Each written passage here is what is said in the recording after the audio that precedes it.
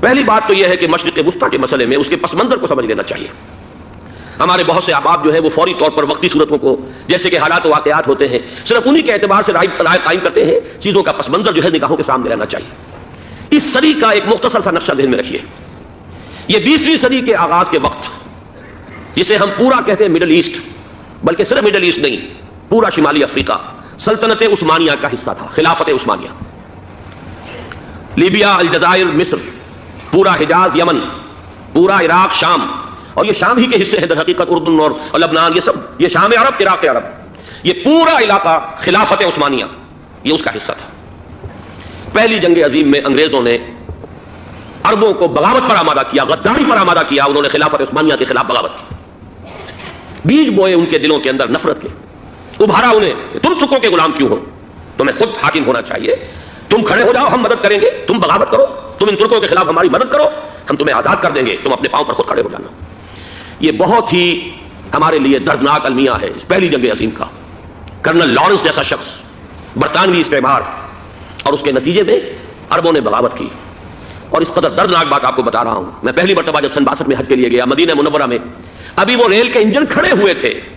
یہ ترکی کے زمانے میں، سلطنت عثمانیہ کے زمانے میں بغداد سے مدینے تک ریلوے لائن تھی. یہ پورا ایک عالم سلطنت عثمانیہ، سلطنت نہیں خلافت عثمانیہ، پوری ٹرینیں جو ہے ترکوں کی اڑائی گئی، ہزاروں ترکوں کو شہید کیا گیا، یہاں تک کہ صحن حرم میں شہید کیے گئے سینکڑوں ترک. یہ جرم تھوڑے نہیں ہے، معمولی نہیں. آج جس کی سزا مل رہی ہے معلوم ہونا چاہیے کہ وہ جرائم کون کون سے تھے. اب بھی جو لوگ گئے ہیں انہوں نے دیکھا ہوگا ترکی کا قلعہ موجود ہے اوپر پہاڑی کے اوپر. حرم کا جو سب سے بڑا دروازہ ہے باب ملک عبدالعزیز، اس کے سامنے ایک لائبریری ہوتی تھی، اب تو غالباً وہ بھی گرا دی گئی ہے. اس کے پیچھے پہاڑی پر ترکوں کا قلعہ ہے پرانا، اس پر توپیں موجود تھیں. جب بغاوت ہوئی ہے، جو حرم میں آئے ہوئے تھے ترک فوجی، ظاہر بات ہے نہتے وہ تو نماز پڑھنے آئے ہوئے تھے، ان کو وہاں ذبح کیا گیا ہے. اور ترکوں نے اپنی توپیں استعمال نہیں کی کہ کہیں بیت اللہ کو کوئی نہ پہنچ جائے. بہرحال یہ غداری ہوئی ہے پہلی جنگ عظیم کے دوران، اور نہ صرف ترکوں کے، عربوں نے کی ہے. جیسا کہ میں نے کہا تھا، دو ہیں سب سے بڑے مجرم روئے ارضی کے اوپر امت مسلمہ کے طبقات. ہمارا پنجابی سپاہی بھی جا کر انگریزوں کی مدد کر کے ایلن بی کو قبضہ جو لے کر دیا بغداد کا، اس میں ہمارے مسلمان پنجابی سپاہی بھی شامل تھے.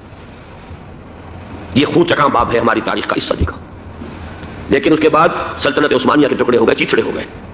ایک انگریز نے لکھا ہے یہ جملہ، ذہن میں بجھا ہوا جملہ، کہ تاریخ میں یہ بات ثبت ہو جائے گی کہ ایک انگریز نے اس سلطنت کے ٹکڑے کر دیے کہ جو عمر فاروق نے قائم کی تھی رضی اللہ تعالیٰ عنہ.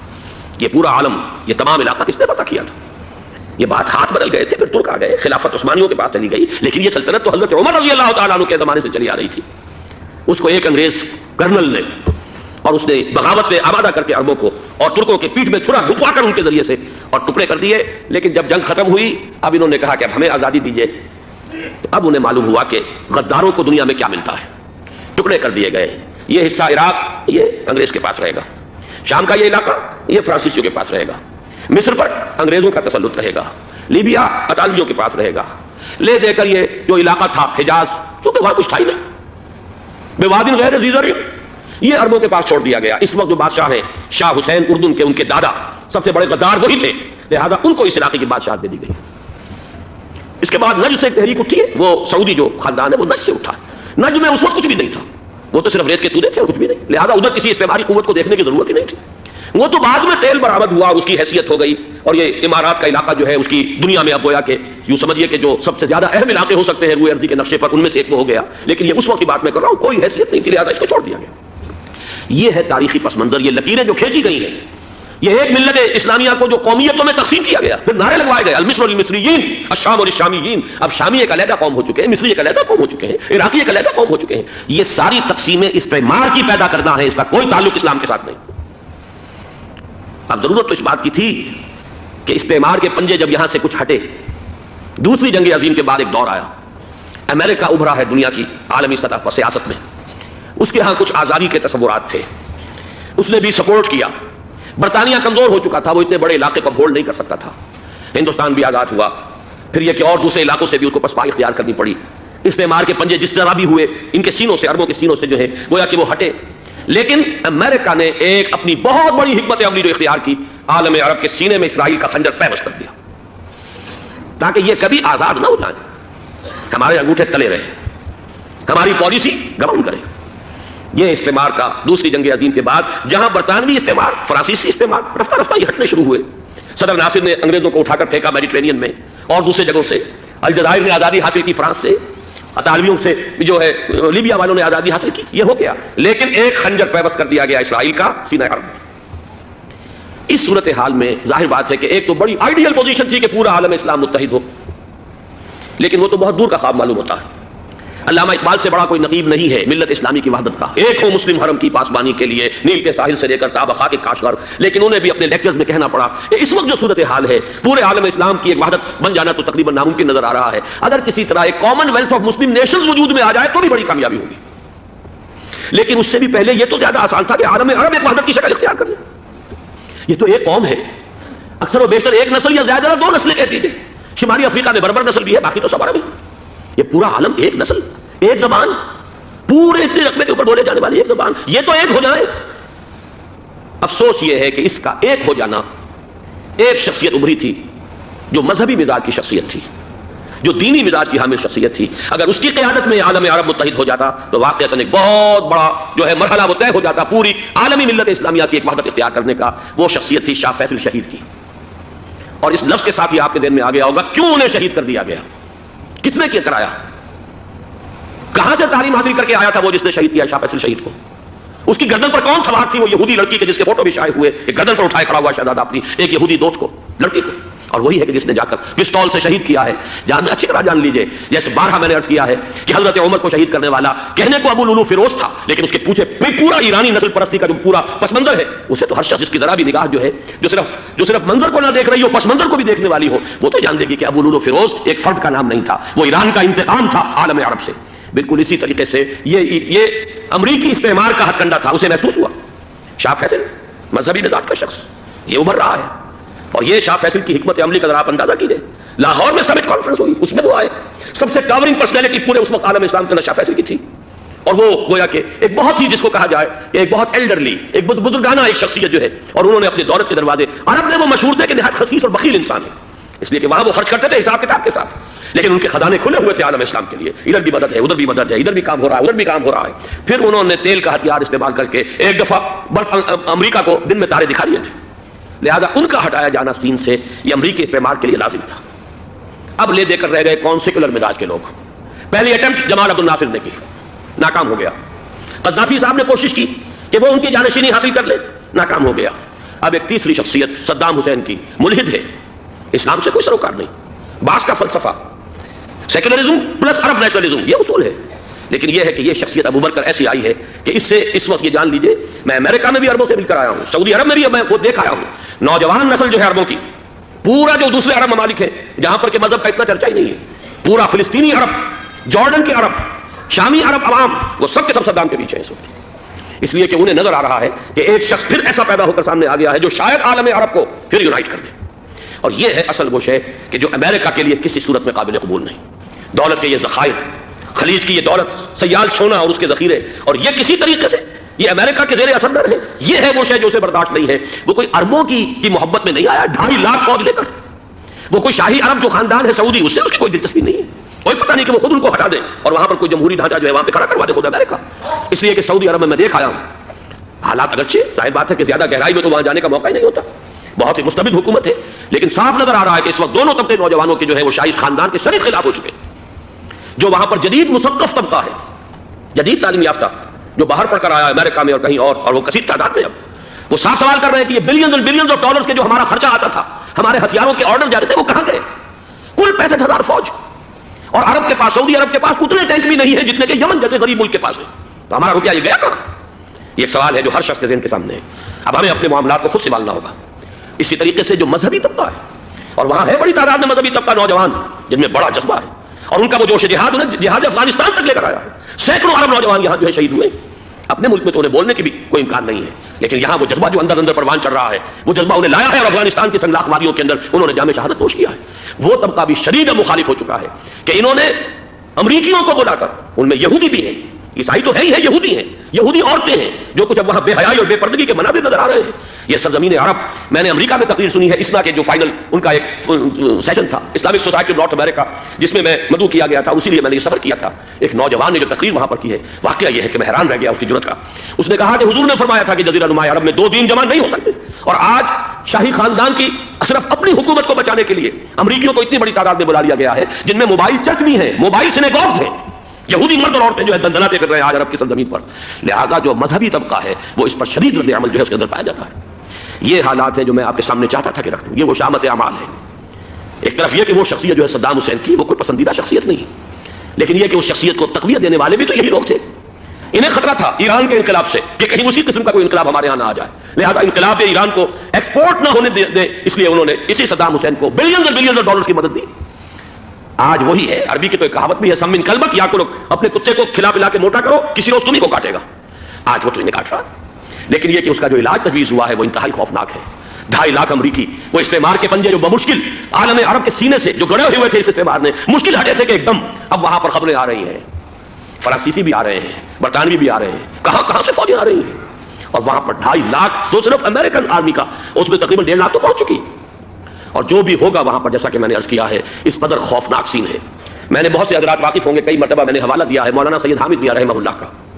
انہوں نے ایک دفعہ مجھے بتایا تھا کہ احادیث میں جو قرب قیامت کے حالات و واقعات کی پیشن گوئیاں ہیں ان میں یہ ہے کہ وہ جو آخری جنگ ہونی ہے جو کہ دجال کے خلاف ہوگی مسلمانوں کی، اور جس میں کہ حضرت مسیح علیہ السلام کا نزول ہوگا جس کے سلسلے میں اس سے پہلے ایک جنگ ہوگی بہت خوفناک، بہت خوفناک. اور عجیب الفاظ ان کے یہ تھے کہ اس میں ایک طرف مسلمان اور عیسائی اور یہودی تینوں ہوں گے. یہ بات سمجھ میں نہیں آتی تھی کہ مسلمان اور یہودی ایک جگہ کیسے جمع ہو سکتے ہیں. آج وہ نقشہ نظر آ گیا. آج اسرائیل، امریکہ، سعودی عرب اب یہ ایک ہے. بلکہ چلتے آئیے مصر، اسرائیل، سعودی عرب اور جو بھی ان کے حواری ہیں وہ سب ایک ساتھ میں کھڑے، اور ان کے اوپر سیادت کس کی؟ امریکہ کی.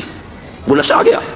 اور اس جنگ کے سلسلے میں مولانا حامد میاں رحمہ اللہ نے مجھے بتایا تھا کہ حدیث میں الفاظ آئے ہیں اتنے لوگ ہلاک ہوں گے، اتنے لوگ ہلاک ہوں گے، اتنے لوگ ہلاک ہوں گے کہ ایک پرندہ سینکڑوں میل تک اڑتا ہوا چلا جائے گا، اس سے سوائے لاشوں کے اور کچھ نظر نہیں آئے. یہ نقشہ خاکم بدہن تلا ہوا ہے، کھڑا ہوا ہے. جو بھی ہوگا کیمیاوی جنگ، کیمیاوی وارفیئر، کیمیکل وارفیئر اور پھر ایٹمک وارفیئر، اس کی کھلی دھمکیاں دی جا چکی ہیں. کبھی کوریا کے بارے میں اندیشہ تھا کہ یہ درندے خدا کی دھرتی کو، کوریا کی غریب بستی کو ناگاساکی بنا کے چھوڑیں گے، ہیروشیما بنا کے چھوڑیں گے. آج وہ صورتحال جو ہے عالم عرب پر، heart of the Arab land, اس پر یہ صورتحال بالکل تلی کھڑی ہے. اس میں ہمیں کیا کرنا چاہیے؟ میں نے یہ چاہا کہ پورا پس منظر آپ کے سامنے ہو. صرف وقتی سا کوئی ایک نعرہ، وقتی سی کوئی ایک خبر، اس کے حوالے سے ایک جذبات کا معاملہ، پورا ایک پس منظر سامنے رکھیے. اب وہ آپ کو شاید میری باتیں جو ہے وہ سمجھ میں آ جائیں. نمبر 1، ہمیں کسی صورت اس جنگ میں امریکہ کے گھڑے کی مچھلی نہیں بننا چاہیے. امریکہ اسلام کے تحفظ کے لیے نہیں آیا، امریکہ حرمین کی حفاظت کے لیے نہیں آیا، امریکہ اپنے مفادات، عالمی مفادات کے تحفظ کے لیے آیا. اور زیادہ سے زیادہ آپ کہہ سکتے ہیں کہ وہ سعودی شاہی خاندان کی حفاظت کے لیے آیا. اور بڑا عمدہ مضمون چھپا تھا پچھلے، بلکہ ابھی تک تو وہ تازہ ہی ہے جب تک نیا نہیں آتا، ندا میں، جس کا عنوان تھا اربوں کا چھڑا اور اربوں کا گدا. سارے پیسے بھی نہیں سے لے رہے. $12 بلین کا ایک چیک لے کر گیا جیمز بیکر. اندازہ تو کیجیے دنیا کہاں سے کہاں پہنچ گئی. میں بھی حیرت ہوں کہ دنیا کیا سے کیا ہو جائے گی. 2 ماہ قبل اس کا تصور نہیں ہو سکتا تھا. اتنی بڑی قوت امریکہ کی، تباہ کن قوت، اور جمع ہو جائے گی عرب کے اندر. لیکن یہ کہ وہ کاس بھی اربوں ہی کی ہوگی، انہی کا چھڑا، انہی کا گلا. ہمیں کرنا یہ چاہیے، اللہ تعالی ہماری حکومت کو، ہمارے سیاستدانوں کو، ہمارے ذمہ دار لوگوں کو ہدایت دے. وہ امریکہ کے گھڑے کی مچھلی نہ بنے. اس کے تحفظ کے لیے یا شاہی خاندان کی حفاظت کے لیے بہت کچھ انہوں نے عیش کر لیے، کافی عیش کر لیے. باقی یہ کہ اب جو کچھ ہونا ہے وہ ہونا ہے. حرمین شریفین کو تو خود عرب کے لوگ کہتے ہیں کہ کوئی خطرہ نہیں ہے. سارا جھگڑا تو وہ تیل کی دولت کا ہے. وہ تیل کی دولت جو ہے وہ شمال مشرقی کونے کے اندر ہے. بلکہ یہ کہ جو رد عمل پیدا ہوا عالم اسلام میں اور سعودی عرب میں، خود اس کے مذہبی نوجوانوں میں امریکی فوجوں کی آمد کے خلاف اس کا جواب دیا گیا رابطہ عالم اسلامی کی طرف سے کہ یہ جو بھی جنگ کا محاذ ہے، جو فوجیں ہیں، یہ حرمین سے تو 1500 کلومیٹر دور ہیں. تو حرمین کو تو کوئی خطرہ نہیں ہے. خطرہ ہے امریکہ کے عالمی مفادات کو. آج آپ کو معلوم ہے دنیا 2 طبقوں میں بٹی ہوئی ہے، دی رچ اینڈ دی پور. یہ جو اقوام ہیں جو 6-7 قومیں شمار ہوتی ہیں دنیا کی دولت مند قومیں، ان کے لیے خطرہ ہے کہ یہ اگر ہم ان کا جو سب سے بڑا ذریعہ ہے اس کا صنعت کا، یہ تیل، اگر اس کو کچھ ہو گیا تو ان کی سب کی اکانومی جو ہے وہ ایک دم دھڑام سے زمین پر آ جائے گی. وہ بھی برابر ہو کر رہ جائیں گے دنیا کے دوسرے ملکوں کے. یہ اس کی حفاظت کے لیے آئے. ہمارے نوجوان کو آج میں سوچتا ہوں کاش کہ ہمیں معلوم ہو، ہمیں وہ تاریخ دہرانی نہیں چاہیے کہ ہم نے پہلی جنگ عظیم میں انگریزوں کے استعمار کے پنجے گڑوانے کے لیے اپنی جانیں دیں. پنجاب کا نوجوان، پنجاب کا مسلمان سپاہی بھی جا کر ایلن بی کو قبضہ دلوانے کے اندر اور بغداد پر قبضہ کرانے میں اس کے تعاون کیا، اس کی مدد کی. کیا آج بھی وہی تاریخ اپنے آپ کو دہرائے گی؟ آج ہمارا فوجی جائے گا وہاں پر امریکہ کے تحفظ کے لیے، اس کے مفادات کے تحفظ کے لیے. پہلی بات یہ کہ ہرگز نہیں ہونا چاہیے. ہونا کیا چاہیے؟ پہلی کوشش یہ ہو کہ یہ بین الاسلامی معاملہ بنے، مسلمان امت آئے، امریکی فوجیں جائیں، فرانسیسی جائیں، برطانوی جائیں. ہاں اس صورت میں میں کہتا ہوں پاکستان کا ایک ایک بچہ وہاں جائے اور اپنی جان قربان کر دے، اس لیے کہ یہ قرآن کا حکم ہے. وَإِن طَائِفَتَانِ مِنَ الْمُؤْمِنِينَ اقْتَتَلُوا فَأَصْلِحُوا بَيْنَهُمَا فَإِن بَغَتْ إِحْدَاهُمَا عَلَى الْأُخْرَى فَقَاتِلُوا الَّتِي تَبْغِي حَتَّى تَفِيءَ إِلَىٰ أَمْرِ اللَّهِ فَإِن فَاءَتْ فَأَصْلِحُوا بَيْنَهُمَا بِالْعَدْلِ وَأَقْسِطُوا إِنَّ اللَّهَ يُحِبُّ الْمُقْسِطِينَ.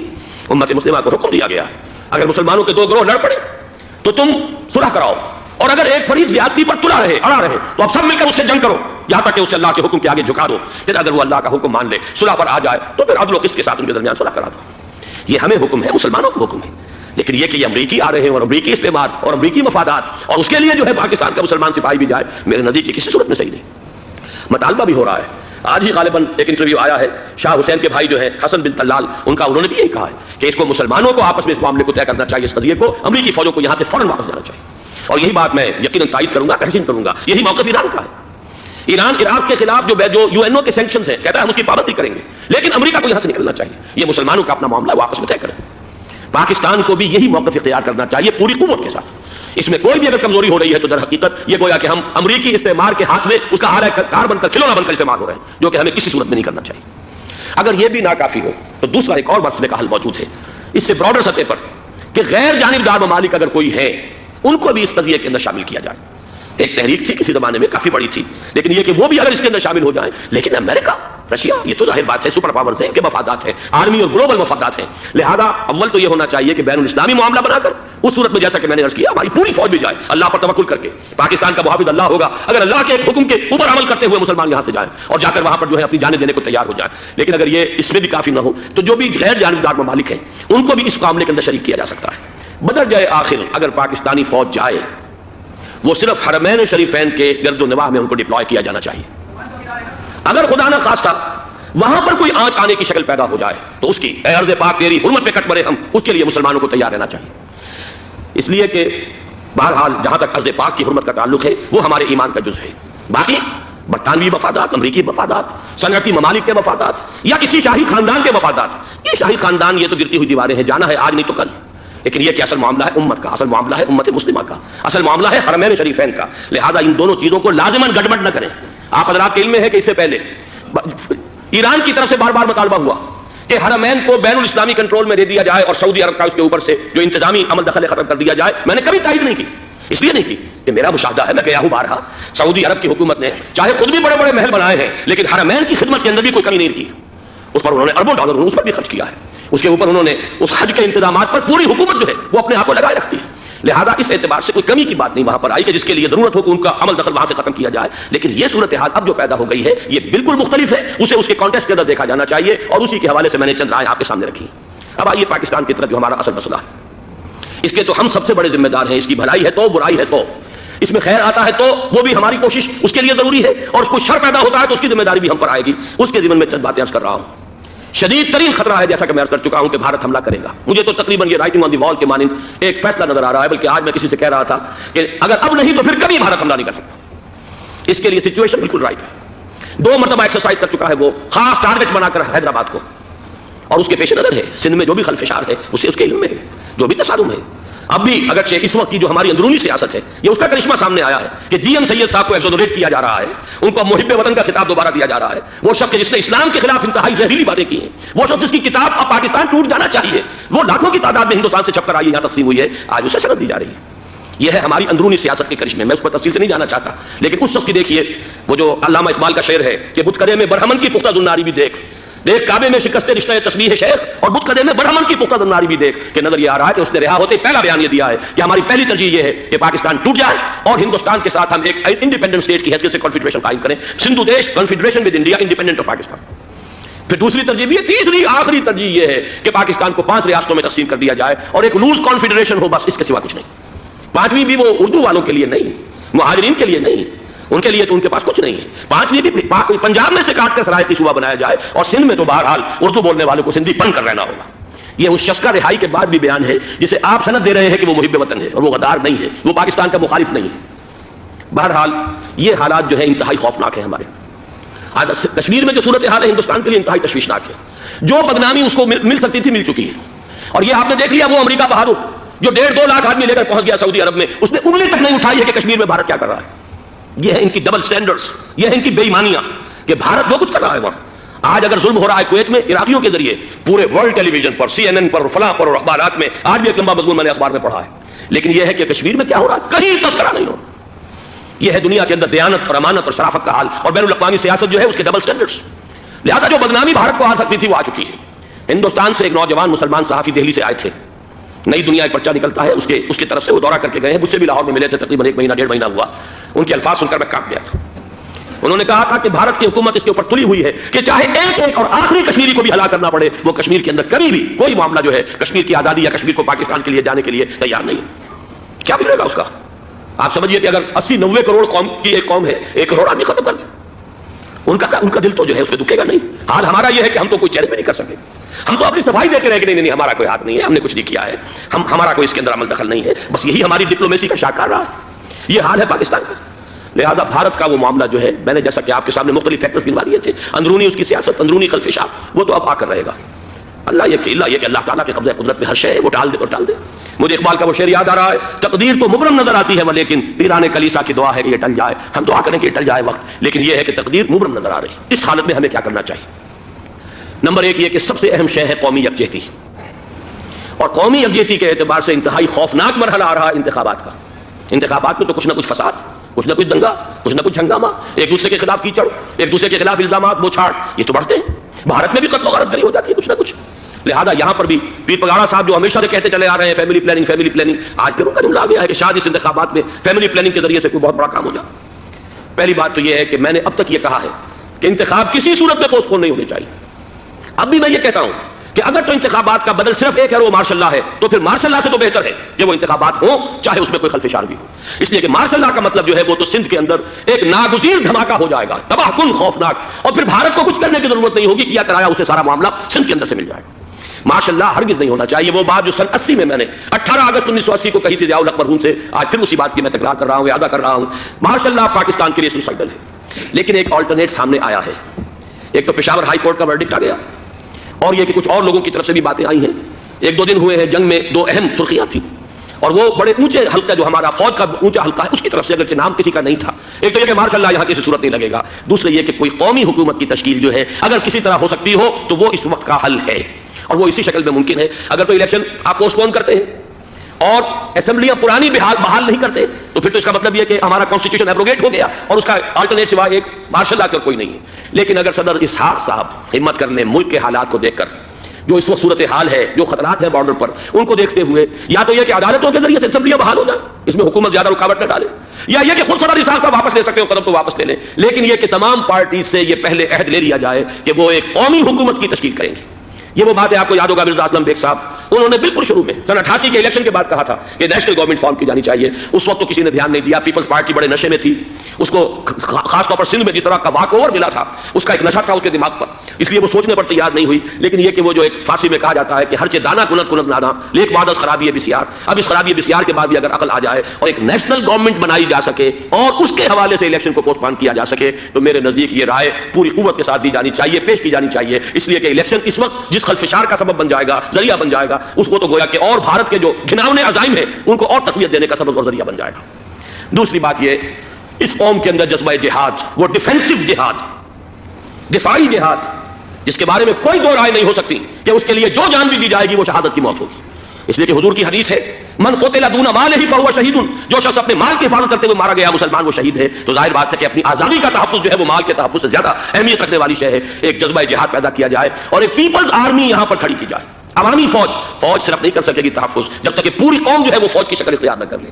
لیکن ظاہر بات ہے کہ اس کا بھی امکان اسی صورت میں ہوگا جبکہ کوئی ایسی حکومت وجود میں آ گئی ہو کہ جس میں وہ اپوزیشن اور گورنمنٹ کا جھگڑا جو ہے وہ اوپر نہ چل رہا ہو، وہ آپس کی بعد آرائی نہ ہو، تبھی کوئی پیپلز آرمی جو ہے اس کا تصور جو ہے سامنے آ سکتا ہے. اللہ تعالیٰ توفیق دے کہ ہم اس کو بھی کر سکیں. آخری بات، آج میں سوچ رہا تھا کہ حضور کو اللہ تعالیٰ نے 2 تلواریں دے کر بھیجا تھا. ایک تلوار قرآن، جاہدہم بہ جہادا کبیرا، اے محمد یہ ہے آپ کی تلوار، اس کے ذریعے جہاد کیجئے، قلع کما کیجئے جاہلیت قدیمہ کا بھی، قلع کما کیجئے جاہلیت جدیدہ کا بھی، اور یہ بے یقینی کا رفع کیجئے، ایمان پیدا کیجئے. یہ ہے کہ جو آج ہمارے پاس وہ جہاد بالقرآن کے حوالے سے ہے. اور دوسرا ہتھیار تھا دین حق. هو الذي ارسل رسوله بالهدى ودين الحق ليظهره على الدين كله. وہ نظام عدل اجتماعی، وہ جو واقعہ یہ ہے کہ اگر اس کا نمونہ دنیا کو دکھا دیا جائے تو پوری دنیا اسے قبول کرے گی، اس لیے کہ دنیا تو پیاسی ہے، دنیا مختلف نظاموں کو ٹرائی کر کے تھک چکی ہے. اس نے جمہوریت کا تجربہ بھی کر لیا ہے جس میں سرمایہ داروں کی آمریت کی شکل اختیار کر لی.